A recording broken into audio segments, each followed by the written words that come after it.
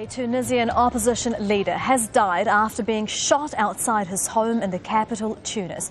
Chokri Belaid led the Unified Democratic Nationalist Party and had been a strong critic of Tunisia's government. Witnesses say he died in a clinic after being attacked as he left home. These pictures, uploaded onto YouTube, reportedly show the place where he was shot. Belaid's family and Tunisia's Prime Minister have called it an assassination. The leader of the Ennahda party, which dominates the government, says it undermines the stability of Tunisia.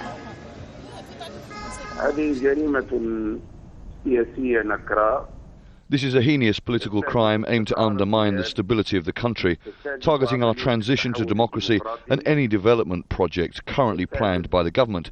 We strongly condemn this act and consider the perpetrators as enemies of the country, of democracy and of Islam. Abd al-Nasser al-Awani is a member of the opposition. He blamed the government for the killing. I accuse Al-Nahda movement party. It is Al-Nahda that has plotted for this assassination of Chokri Belaid. On last Friday, Al-Nahda targeted a meeting of the National Democratic Party. We cannot be intrigued by Al-Nahda's condemnation of this assassination. This is a defining day in the history of Tunisia, and we hold the government responsible. Well, let's get more on this from Youssef Ghaeghi. He's a journalist based in the Tunisian capital and joins us over the telephone. Mr. Ghaeghi, it's good to have you with us. What more do we know? What can you tell us about this killing?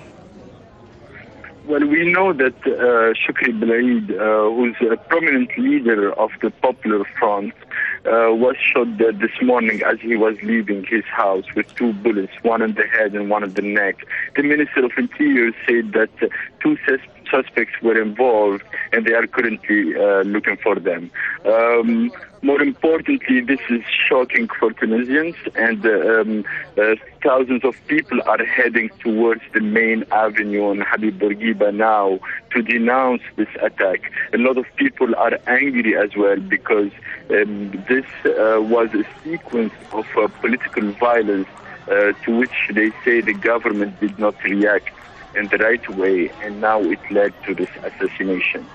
Mr. Ghaeghi, we've been seeing pictures of these thousands of people, as you've mentioned, on the streets of Tunis outside the Interior Ministry protesting against this killing. Do we know who they're directing their anger at? Why are they out there?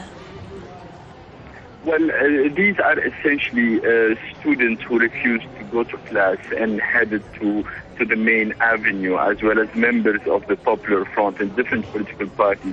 They are essentially angry at the government because they asked and they denounced several times a series of political violence which targeted the opposition leaders.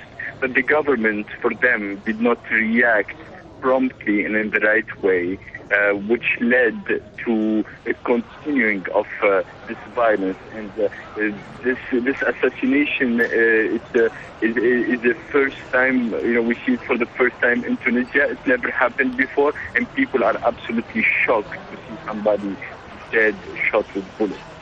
All right, that's journalist Youssef Ghaeghi joining us from the Tunisian capital, Tunis. Thank you very much. Well, joining us on set now is Al Jazeera correspondent Hashim Ahel-Baida. And Hashim, tell us exactly who Chokri Belaid was and why would he have been a target? Well, Chokri Belaid is a member of a very small political party, the Democratic Nationalist Party in Tunisia, which is part of a broader coalition called the Popular Front, which is a gathering of leftist, secular activists totally opposed to the policies of the predominantly Islamist government in Tunisia. He's been a vocal critic of the government, saying that basically the outcome of the revolution in Tunisia was the growing power and influence of the Islamists, and he's been reiterating the same message. The Islamists are a threat to democracy in Tunisia. So he's been repeating that same message again and again and saying that what we need to have instead is a democratic government. We need the secularism which has been deeply entrenched in Tunisia to prevail and to remain, earning him many opponents within the Tunisian society, particularly among the conservatives and among the Islamists.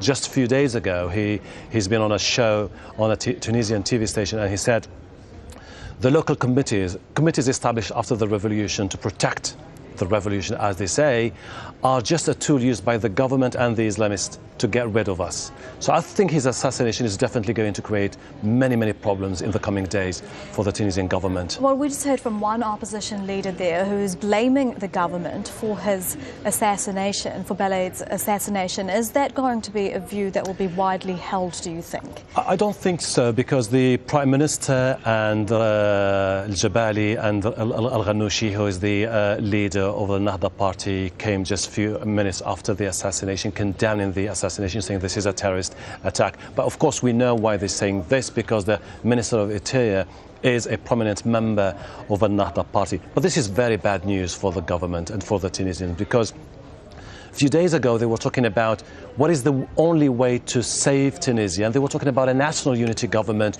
or a cabinet reshuffle that would be more inclusive, for them to be able to hold elections by June or July, and for the transitional period to be over, and for Tunisia to have finally a democratically elected government. But with this assassination, I think the government has to come today or tomorrow to the Tunisians with a much broader offer to be able to appease tension. Otherwise, I think we might see more clashes and instability across the country. All right, that's our correspondent Hashim Ahel Bada giving us his insights into this assassination in Tunisia. Thank you.